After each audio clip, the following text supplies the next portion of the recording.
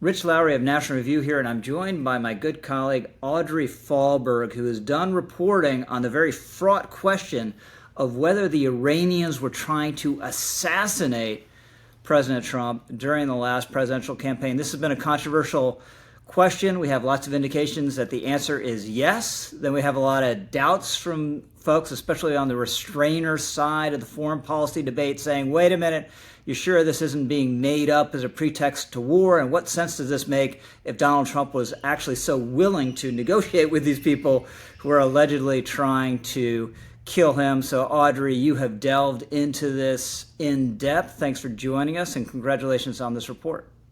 Thank you. Good to be here. So your reporting indicates that as far back as 2022, the Trump people were very worried about this threat, and it was actually changing Trump's schedule. He did not go to a CPAC event in Hungary in part or because of this threat. Yeah, so as early as January 2021, the president and his inner circle were obviously incredibly concerned about how little Secret Service protection he was getting after leaving office. Fast forward a little over a year, and in May 2022, as you mentioned, as the midterms were heating up, he was thinking about whether to run for re-election, obviously doing a lot of travel. He thought about going to this CPAC conference in Hungary. But as Susie Wiles later told multiple people later on the campaign, she was one of the only people at staff at the time and is, of course, now his chief of staff.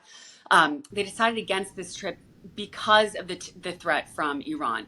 So this started back in 2020. Obviously, the Iranian regime, the biggest global sponsor of terrorism, not a friendly partner on the global stage. But in 2020, he ordered that hit, the assassination against the Iranian military commander, Qasem Soleimani. And ever since then, the Iranians have been pledging to avenge his death. So it was always a latent threat as soon as he ordered that strike, but it really started to heat up much more on the campaign, which I'm sure we'll get to in a second. Yeah, so we know they didn't like the Soleimani hit, obviously. They have threatened others, Mike Pompeo, John Bolton. So in terms of these threats against President Trump, are these threats that the Trump team was being apprised of by national security or intelligence officials, or did they just know this was out there? And with regard to Hungary in particular, did someone say, don't go to Hungary? Or they just figured, well, in Europe, probably Iranian operatives are going to be more active than they are on U.S. soil, so it's more dangerous. What played into that decision? So, and a really important thing to underscore here is, I interviewed a ton of people for this story, obviously senior folks who are really apprised of the situation. But it's interesting when you talk to junior or mid-level staffers about this, they say, we didn't really know much about the Iran threat until it came out in the news reports when they learned more about the successful hacking operation on Susie Wiles. They hacked her email account. And of course, the individuals who, Intel services announced that they had been that there were multiple foiled assassination plots against the president. But earlier on, it was, one source told me who was actually getting briefed on this stuff. It was about, you could count on one hand, the number of people who really knew what was going on.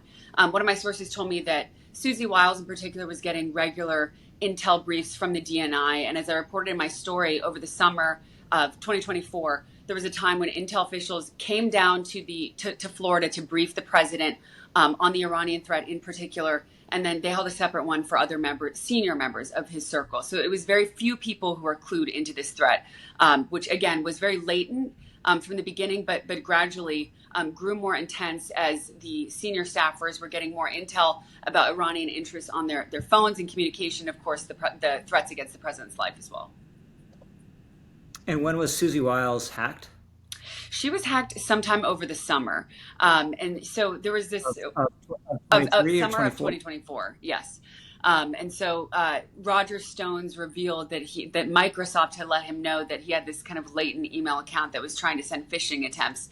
I talked to one other person who actually got contacted by Roger Stone, and that person shall remain anonymous. But unfortunately, Susie Wiles' email account was successfully hacked, and that was a warning sign to a lot of people that this was getting serious. But even from the beginning, there are a lot of people who obviously. This, by the way, this is why I never answer any of Roger Stone's emails. But from the beginning, there are obviously a lot of people on the campaign who, they get remedial cyber training. They were told, enable two-factor two-factor authentication, make sure that you're not, whatever you send over email, could end up on the front pages of the Washington Post. But there were a lot of people who were contracted for the campaign who told me that they decided against getting official campaign emails because they were really afraid of something like this happening.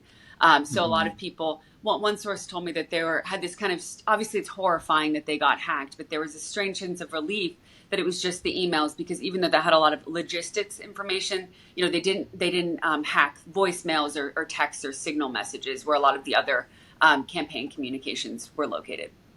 So this must have been, right, a significant source of stress. So if you're running a presidential campaign or involved in a presidential campaign at a high level, or even not such a high level, you're running on octane, on fumes all the time, right? 18-hour days, not much sleep, always knowing that what you could do could be extremely fateful. It could affect the fate of the campaign and therefore the fate of the country. And then on top of this, you have the information coming from credible sources that a foreign power is trying to kill the principal, and maybe you too will be in the line of fire. Yeah, that's right. And there was a time over the summer where Axios has reported on this event as well, where they had to use a decoy plane. They had to use Steve Witkoff's plane because they were worried about the Iran threat in particular. And, if Chris Sasavita pulled a bunch of aides on onto the plane, and they realized, oh, Trump isn't here. They couldn't see him through the window. And he told them, he had to break the news to them. You're actually on the decoy plane, which obviously there was a sense of frustration from that, because they're realizing, we'll have to take the missile for the president. But in general, it is also important to underscore, a lot of junior and mid-level staffers told me that, again, they weren't clued into this threat. They were mostly concerned that a rogue domestic actor would shoot the president. Those were obviously rightful concerns, given the Butler assassination attempt. And then in September also, with another man who tried there was a foiled assassination plot there as well. And so they told me that senior staff did a good job of remaining calm and collected and not really alarming people over the extent of the threat, while making sure that people, told them to be careful in their communications. How did the level of alarm go up after Butler? I mean, that was, as so many sources told me, that changed the equation. That was the turning point, where people, throughout the campaign, there had been all these judicial rulings and, obviously these convictions against him, and people doubting his ability to win after he had lost in 2020, a loss that he, of course, refuses to concede still. That, wow, everybody's against this guy, and this is really dangerous for him to be out on the campaign, right? They're extremely worried about open air exposure events. Like in my story, I report about ahead of an Iowa State football game, Iowa versus Iowa State. They were really worried about his appearance at a tailgate and a frat party, and also just greeting a lot of people, tens of thousands of people in the stadium, making sure that he was behind glass so that he wouldn't be shot. And then, of course, this obviously had the effect of really changing his security protocol, because as we discussed in the beginning, his inner team had requested a lot more Secret Service from the beginning, but they were consistently rebuffed by the Biden administration Secret Service, which is a really big deal. And the Secret Service denied that at first, but later admitted it after Butler, that some of those things that they had requested had not been granted. And what was the rationale for not granting these requests? Is it just this is the standard amount of security you get when you're not president of the United States, so we're not giving you anymore? Right, and essentially that would change the standard from what other former presidents had received.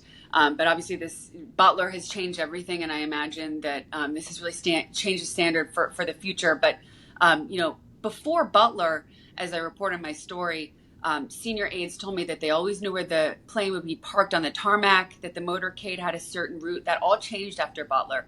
So that they often would change the motorcade and plane routes where the plane was located on the tarmac. A source told me that they would hide the plane behind dump trucks in the airport, just to try to remove line of sight so that foreign or domestic actors who are surveilling the campaign wouldn't be able to predict where he'd be.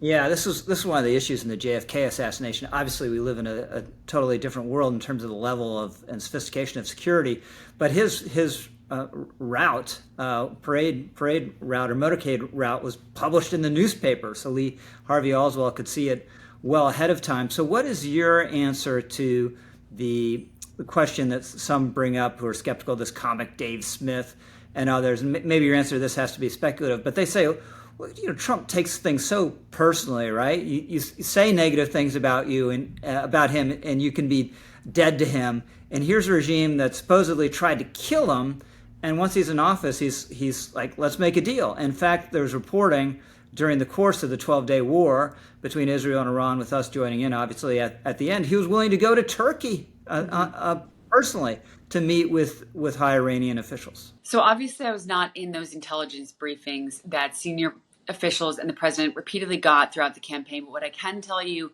is that based on what they told me, the Iranian threat was very real. They were extremely worried about it throughout the campaign and even before it kicked off in earnest. And what we also have to remember is that they did have a successful hack and leak operation, and there are currently people who have been charged with the foil, multiple people, an Afghan national, a Pakistani national, and then other domestic actors who've been charged with foiled assassination threats against the president that, thank God, were foiled.